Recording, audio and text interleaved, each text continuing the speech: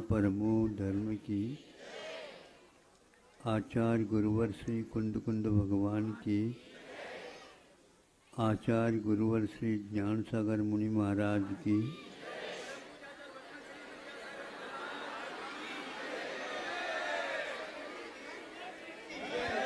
नमोस्तु गुरुदेव। आज धनतेरस तिथि है। एक दिन छोड़ करके निर्वाण कल्याण को प्राप्त होने वाले वीर भगवान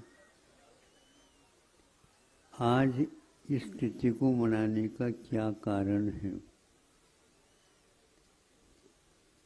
महावीर भगवान को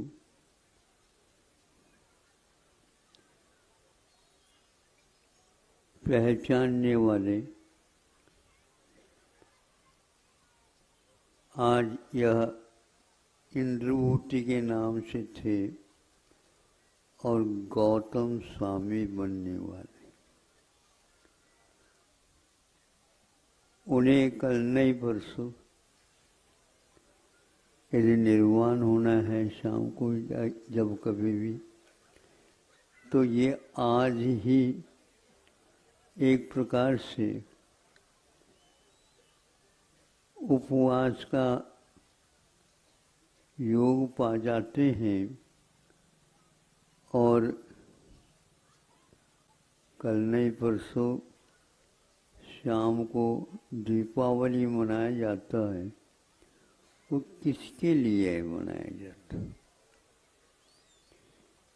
तो आचार्य कहते हैं सुबह निर्वाण हो जाए और शाम को जिन्हें केवल ज्ञान की ज्योति प्राप्त हो जाए।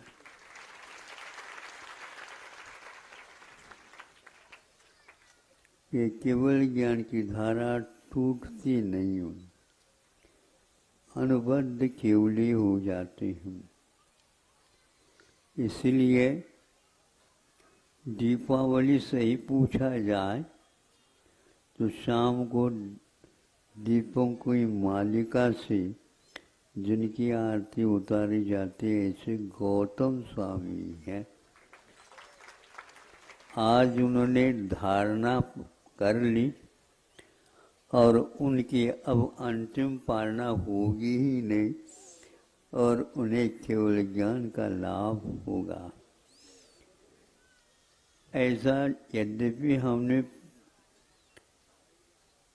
कहीं पढ़ा नहीं, किंतु यह युक्ति और तिथि इत्यादि के माध्यम से सिद्ध हो जाता।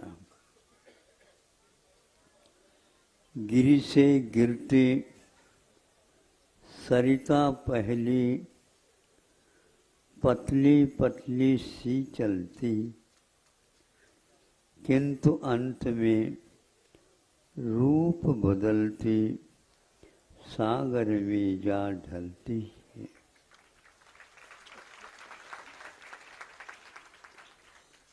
ये एक काव्य का अंश है।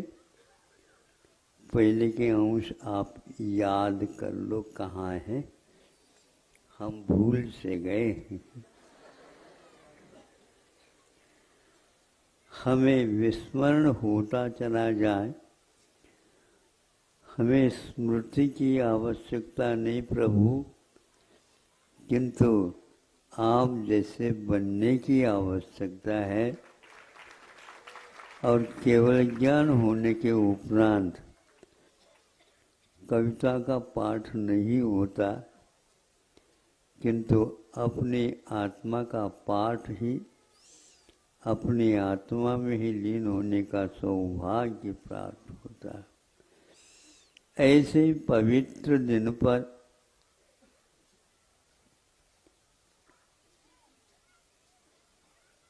तो 2.5 वर्ष पूर्व में इसी पवित्र धरती पर यहाँ प्रतिभा चली हुई है। यहाँ पूर्णायु की स्थापना भी हो रही है, शिलान्यास हो रहा है।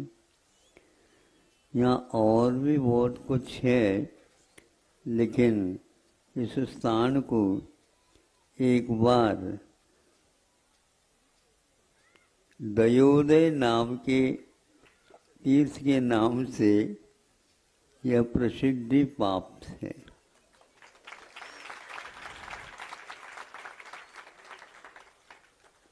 दया का प्रतीक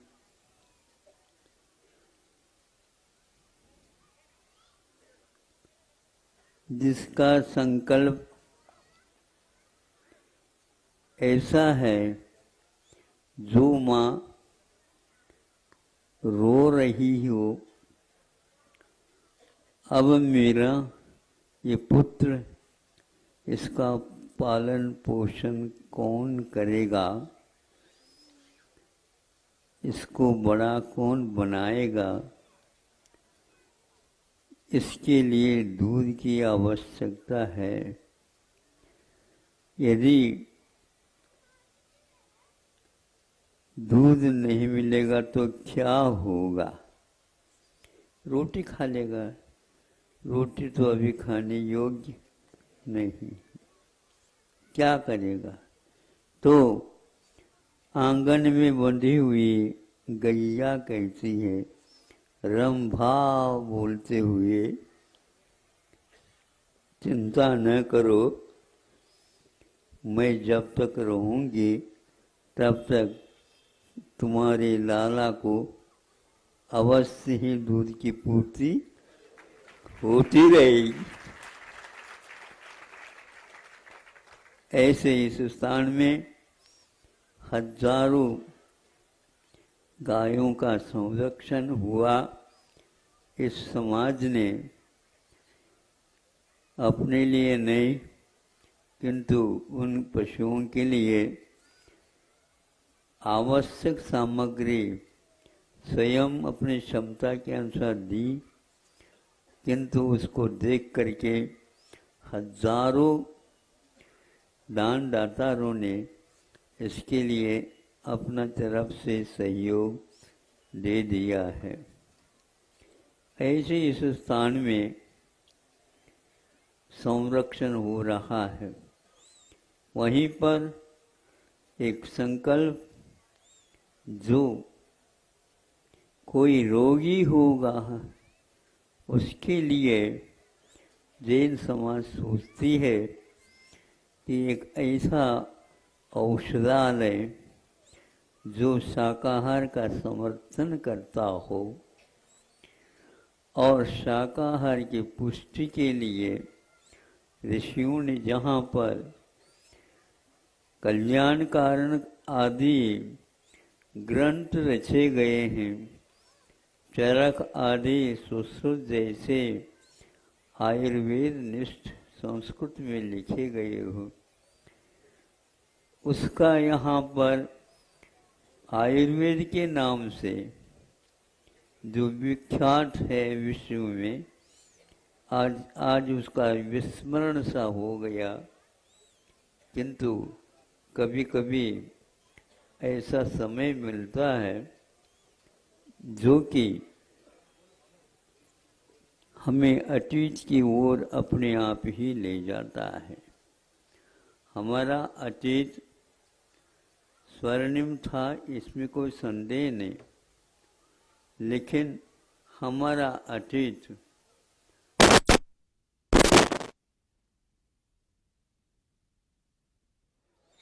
किंतु हमने विस्मरण किया। अब ये अवसर प्राप्त हुआ है कि जो थोड़े से भी अवसर का सेवन करता है तो वह निरोगता का धनी बन जाता है, इसमें कोई संदेह नहीं। इसको आप लोगों ने 1-1.5-2 वर्ष में अनुभव किया, देखा, और इसमें संकल्प के साथ हजारों लाखों पुड़ियों का वितरण करते हुए यहाँ से भारत के कोने कोने नहीं, देश विदेशों में भी इसका वितरण हुआ। सभी लोगों को लगा यह है पूर्णायु का औषध, वनस्पति पर आधारित शुद्ध है। यहाँ नर्मदा बह रही है, उसके तलहटी में हजारों लाखों औषधियों के पौधे लगे हुए हैं, वो पुकार रहे हैं। हम यहाँ पर आपके लिए वैभव हाथ में लेकर के खड़े हैं और आप लोगों का भाव सार्थक हो जाए, इसका वहाँ तक रोगी तक औषध पहुँचा दो, हम कृतकृत्य हो जाएंगे। ऐसा यहाँ का वातावरण आप लोगों के लिए पुकार रहा है, जल्दी जल्दी काम करो। यह कार्यकर्ताओं के लिए थोड़ा सा अटपट सा लग रहा होगा, लेकिन कांटे को निकालने के लिए सुई को हाथ में लेना ही पड़ता है। उसको चुभाए बिना वो कांटा बाहर नहीं निकलेगा। आप बहुत विलंब कर रहे हो और दानदाता कह रहे हैं हमारे दान में कोई दोष हो तो बताओ, या तो और कुछ मांगते हो तो वो ही बता दो,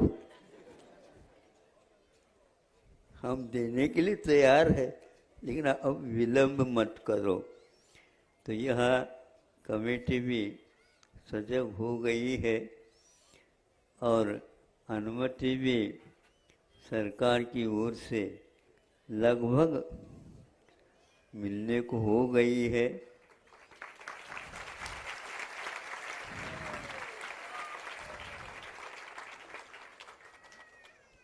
हमने सोचा था अब छात्रवास समापन पर है, लेकिन जो होना आवश्यक था अभी तक हुआ नहीं, होगा क्या नहीं होगा ये सोच था। तो इस सोच के कारण ही मानो यहाँ की जनता ने महाराज हम आपसे भी पहले जल्दी चाहते हैं, लेकिन ऐसा जब तक मुहूर्त नहीं मिलता, हमारे सामने आता नहीं, तो हम कैसे कर सकते हैं। यह धनतेरस है, लक्ष्मी दिन में नहीं शाम को आपके घर में प्रविष्ट हो जाती है और कहती है कि हम आपके जो आवश्यक है उसकी पूर्ति करें और हम अपने जीवन को सार्थक बनाएं। आप लक्ष्मी की पूजा नहीं, किंतु लक्ष्मी का सदुपयोग करके भवरोग से यदि दूर होना चाहते हो तो मुक्त कंठ से और मुक्त हस्त से अब उसकी प्रशंसा करिए और उसका वितरण कर लीजिए।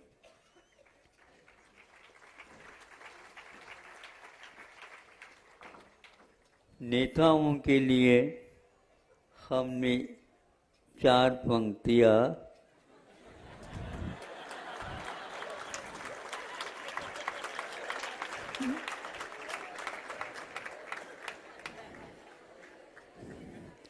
महाराज जी ने कहा तो हमें भी 4 पंक्तियाँ याद आ गई।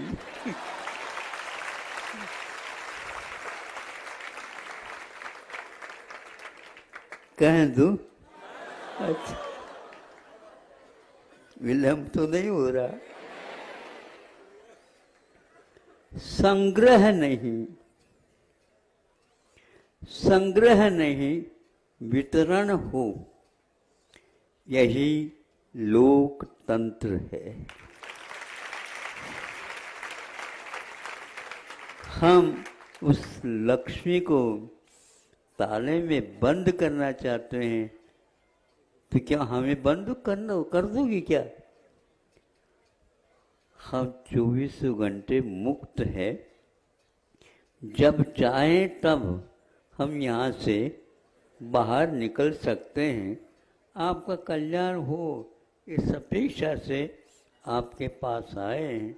यदि संग्रह करने की ही आपकी आदत है तो ये ध्यान रखना, उस परिग्रह की बीमारी से आप कभी मुक्त नहीं होगे, बच नहीं पाओगे।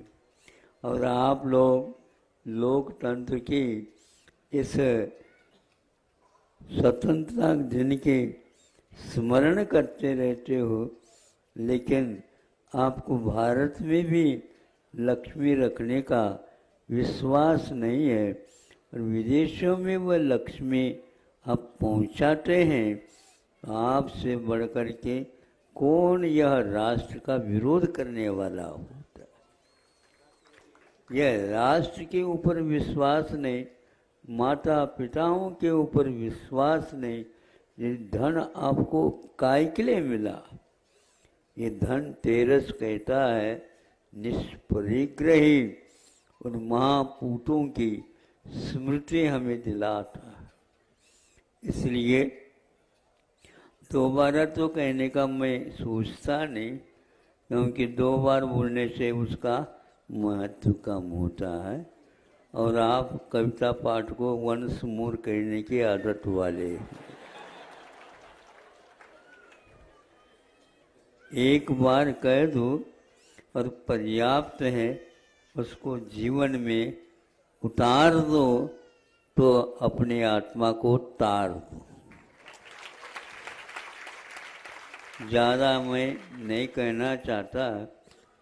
मैं सोच रहा था कि देखो अब धनतेरस के दिन सोच रहे हैं यहाँ की जनता, और 1-1.5 किलोमीटर वहाँ पर जाना है तो पैर उठ रहे हैं नहीं उठ रहे हैं। सब लोगों को कोई बहुत विकल्प था, हमें भी कभी कभी होता था, लेकिन अब क्या कर सकते? एक पैरों से तो चला नहीं जाएगा। तो वह धीरे धीरे आज थोड़ा सा हल्का पड़ा है, तो हमने कहा इस ओर भी दृष्टि है प्रभु की। अथवा लोकतंत्र को यदि सुरक्षित रखना चाहते हो, विश्व में यह राष्ट्र लोकतंत्र का बलाढ्य और एकमात्र, इसकी कोई मिसाल नहीं है।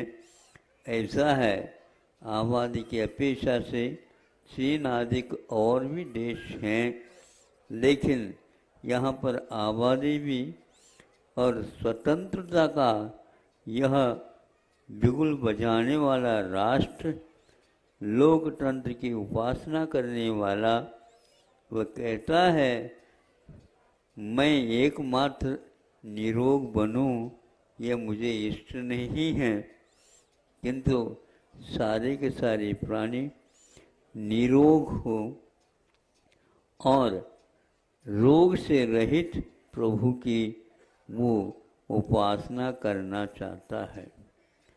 यह लोकतंत्र का सिद्धांत आपके जीवन में, आपके अंग उपांग में, आपके स्मृति पटल पर हमेशा अंकित रहे। ये प्रभु महावीर का सिद्धांत था निष्परिग्रह। परिग्रह को उन्होंने मूर्छा का एक नामकरण दिया है। मूर्छा उसी को होती है जो संग्रह करता है।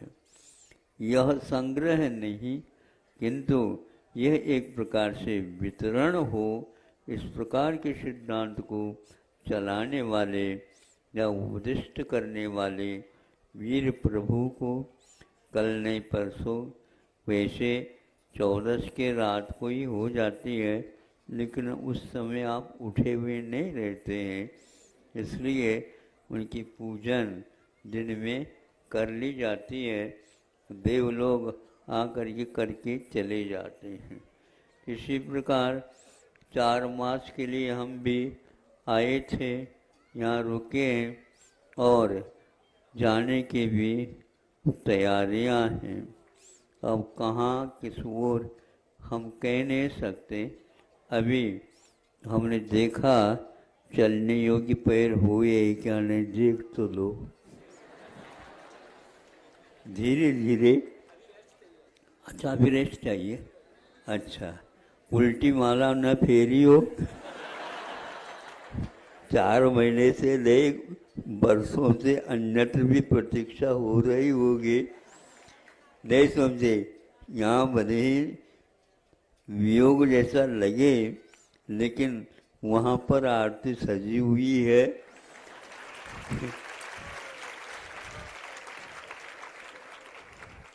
कई लोग कह रहे हैं हमारे यहाँ ही आ रहे हैं, उनकी भावना तो होती ही है। चंद्रमा में जैसे आसमान के आंगन में आ जाता है, तो बस अब तो हमारे यहाँ आंगन में ही उतरने वाले हैं। किंतु अब नहीं कर सकते ऐसा, लेकिन उन्होंने सोचा सब जगह मैं जाऊं, इसमें कोई संदेह नहीं। मैं अकेला हूँ, किंतु सबके आंगनों में चांदनी भेज सकता हूँ।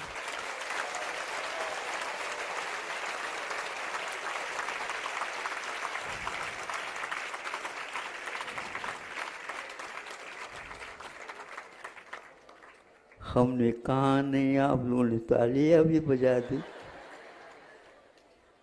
तो वह निश्चित है सब लोग चाहते हैं, हम भी चाहते हैं, लेकिन चाहने से कोई काम नहीं होता। वैसे ही जबलपुर के लिए यहाँ पर कितने चातुर्मास हुई हमें याद नहीं है, और आपको याद करना ही नहीं, घर के महाराज है। इसलिए हम भी चाहते हैं किसी के घर के नहीं, विश्व के हम बन जाएं। ओम नमः शिवाय।